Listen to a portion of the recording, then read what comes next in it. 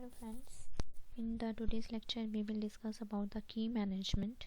So in our previous lecture we discussed about the symmetric key cryptography and associated protocols like preface cipher, beginner cipher and asymmetric key cryptography.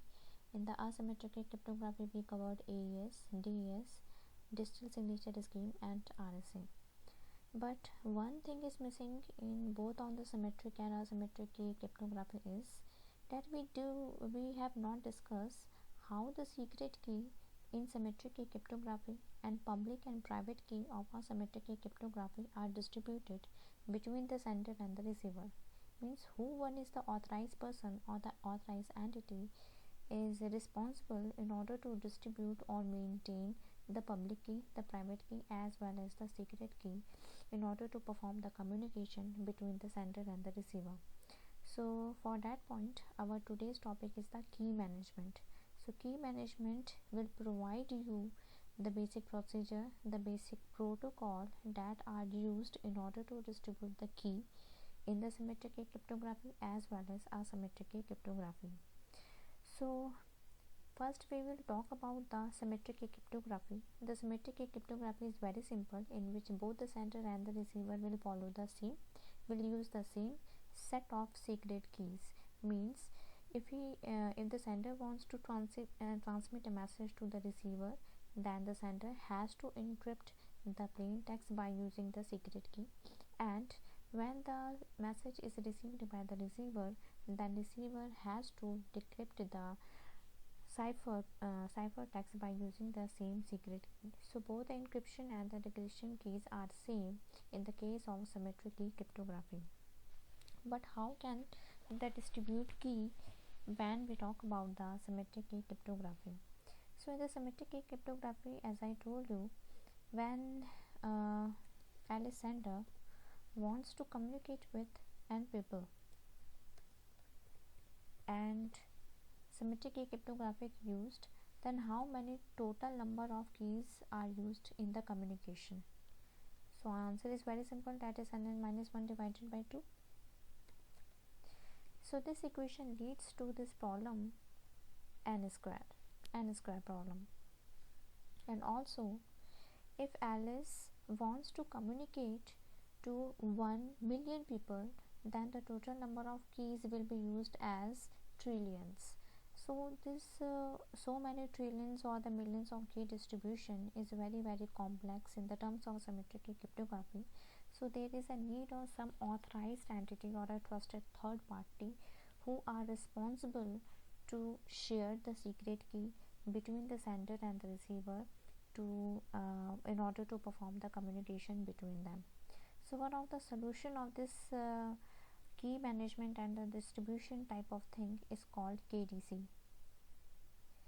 So in the KDC, this one KDC, that is called key distribution center, KDC. So what is KDC basically? KDC is a trusted third party which is responsible for initiating the secret keys between the sender and the receiver. Means it has to distribute the secret key such that Alice can communicate with the Bob and the Bob can communicate with the Alice. So key distribution center, KDC, is a component in an access control system. Means it belongs to the authentication and authorization type of services. So key distribution center, KDC, is a component in an access control system responsible for servicing user requests to access resources by supplying access tickets and session key. So there are two terms here. The first one is called access tickets and the second one is the session key. So as I already told you, the communication is maintained between the sender and receiver by the use of secret key. Now what is the session key then? Actually, in the terms of key management, there are something mismatching in the key sentences, keywords, like the secret key is used and shared between the KDC and this Alice. The secret key is used between the sender, means Alice, and KDC. Like Bob and Alice will use the secret key which is denoted by KBob. Alice and KDC, if Alice wants to communicate with the KDC, then Alice and KDC will share the secret key that is called KAlice. Like Ted wants to communicate with the KDC, then Ted and KDC will use KTAD. So these are called the secret keys. The secret key is maintained between the user and key distribution center. Secret key.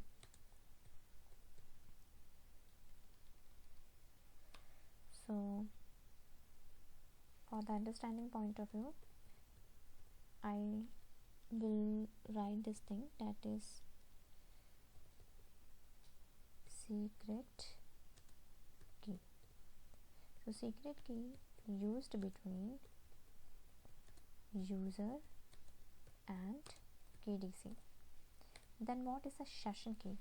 Actually, session key is the one key that is responsible for making the communication between the two entities.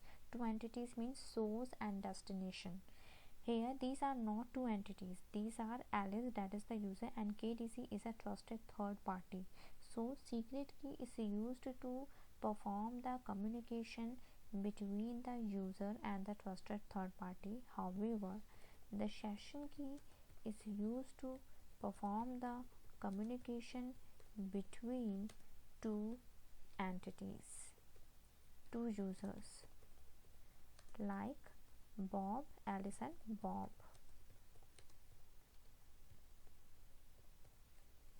But the secret key is used between Alice and KDC.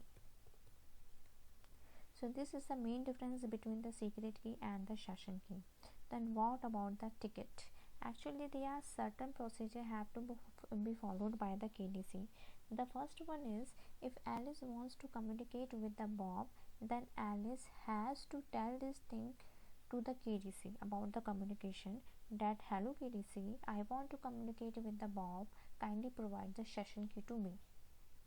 And KDC will provide the session key to the Alice, such that by the use of the session key, Alice can communicate with the Bob. And the way the KDC provides the session key to the Alice is called the ticket. A ticket is a document, inside this a session key is resided. Ticket is nothing but it will act as a document under in which the session key is resided. So what is the procedure inside the key distribution center KDC, that we will see.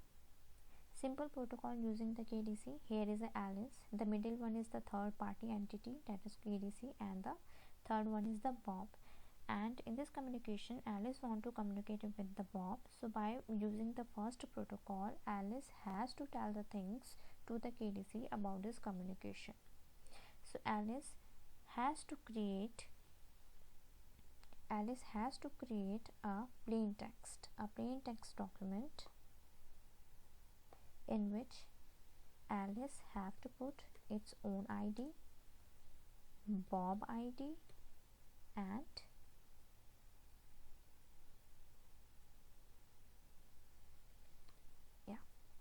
Alice has to create its own ID and Bob ID, which appended in the message, and this plain text has to be forwarded towards the KDC. So I will draw a line here, another line, this way.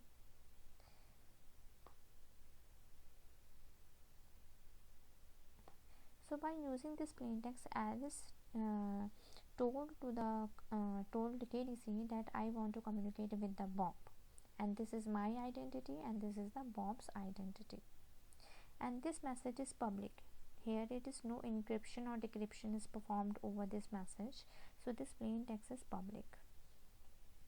Now after receiving this message, KDC will create a ticket. I told you KDC will create a ticket, and ticket is a document under the secret key, that is called the session key, is resided. So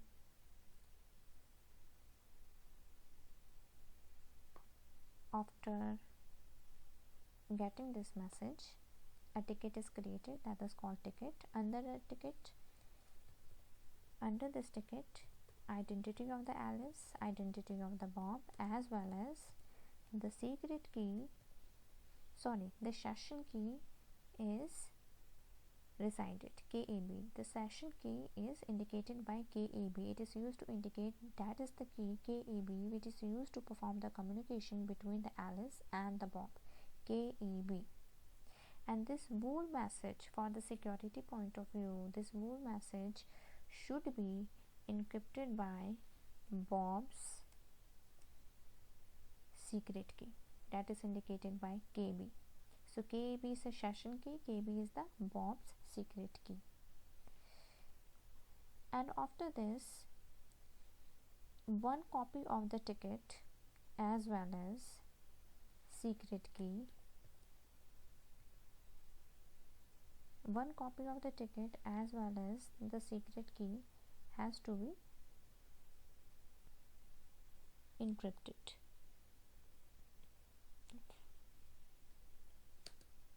Okay, chalo. So one copy of the ticket, this ticket, and the secret key KAB has to be encrypted. So after the encryption, this will be indicated as a one document, and this will encrypted by using the Alice secret key, KA. And after creating this ticket and the secret key, this message has to be forwarded towards the Alice. Now after receiving this message, because Alice has its own secret key and it is able to decrypt this encrypted message, after encryption of this message it will get the session key KAB that is used to perform the communication with the Bob as well as the encrypted ticket. And this encrypted ticket will not be get opened by the Alice because this ticket is encrypted by the Bob's secret key. You can see now, this ticket is encrypted by the Bob's secret key. Only Bob is allowed to decrypt this ticket because the shared key is only having between the KDC and the Bob. So after getting the shared secret key, session key KAB, Alice just forward this ticket towards the Bob.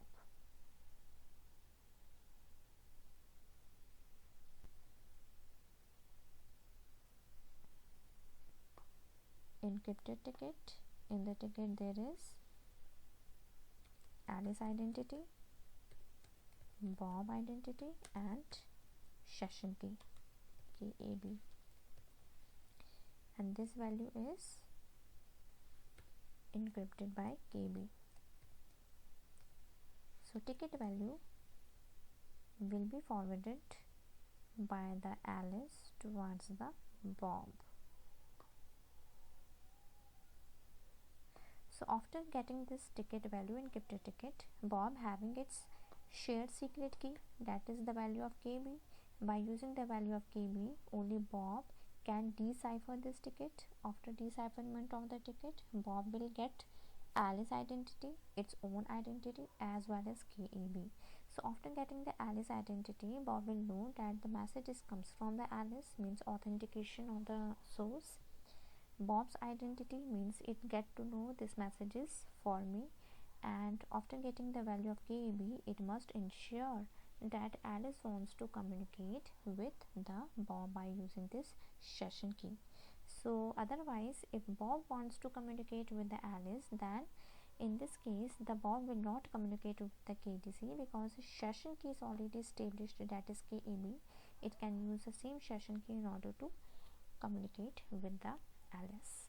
So there are only 3 points. The first one is this one. The second one is to generate the ticket, and the third one is getting the shared session key. So this is a very simple protocol inherited by the KDC. Then what is the drawback on this KDC protocol? Actually, the drawback on this KDC protocol is replay attack. The replay attack is one in which the attacker might access one encrypted or decrypted value along the network penetration, after the network penetration and after accessing some cipherment or decipherment on plain text value, it has to forward that particular document towards the sender or the receiver again and again in order to disturb the communication. So this network is very prone to replay attack. It is one of the drawback of the simple KDC protocol. So in order to mitigate this drawback, another protocol that is called Needham Schroeder protocol, that is called NSP. In the short form, NSP protocol is introduced. This NSP protocol is also depends on the KDC, but there are certain improvements. What are the improvements? Means it uses two values. It uses two values called nuns in order to prevent from the replay attack. So the one nun is RA and the another nun is RB. So this RA nuns is used by the Alice and RB nuns is used by the Bob. So like the same way, if Alice want to communicate with the Bob, Alice has to send the few things to the KDC and has to tell period to this communication, like hello KDC, I want to communicate with the Bob, please establish the session key between Alice and Bob. So this is the plain text. In the plain text, Alice has to create its own identity, the Bob identity, and this another one is called its nuns for the better authentication, such that the replay attack will not be possible. Otherwise, this message is public. In the another section, you can see this message is public. So by forging the identity of the Alice, anyone can send the document to the KDC that I am Alice and I want to communicate with the Bob. So this is one of the example of replay attack. In order to mitigate this, there is a one strategy is introduced that is called nuns, introducing of nuns in the sending messages.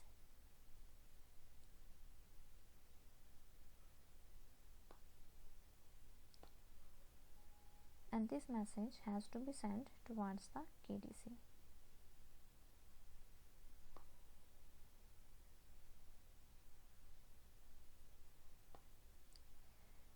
So after sending the message, KDC will generate a ticket just like the previous case. So in this ticket, what are the entities? The entities are same. The first one is Alice, another one is Bob's identity, and the third one is KAB, that is a session key.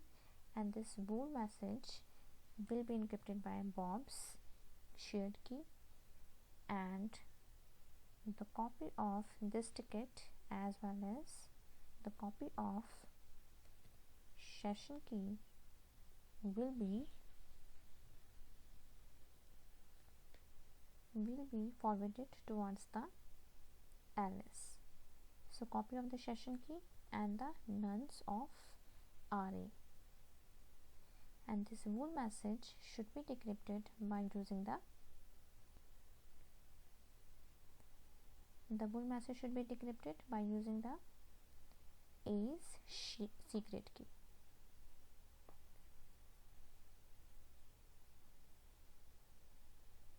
So key A, and the message will be forwarded towards the Alice. So after getting this value, Alice have to be encrypt this encrypted message, and after encryption, the Alice will get the session key KAB, its nuns, and the encrypted ticket value. So it has to forward this encrypted ticket value towards the Bob, like in the previous case. So Alice identity, Bob identity, and the session key the whole message is encrypted by Bob's secret key, and this encrypted message has to be forwarded by the Alice towards the Bob.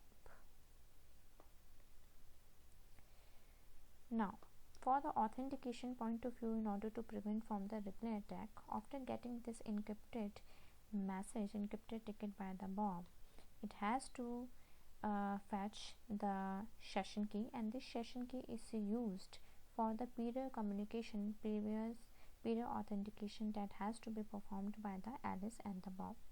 So how can we do that? The Bob will create a message. The Bob will create a message in which, by appending it nuns inside the message with using the session key, because now the Bob can communicate with the Alice and Alice can communicate with the Bob directly by using the session key. The reason is the session key is established by the KDC and all the entities get to know about the session key value. So for the authentication point of view, Bob appended its none value inside the message, encrypted by using the session key, and forward this encrypted message towards the Alice.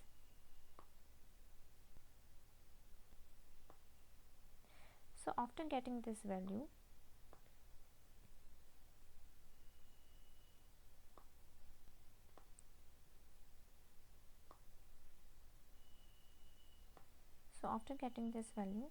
the Alice, what the Alice will do, the Alice will create another message.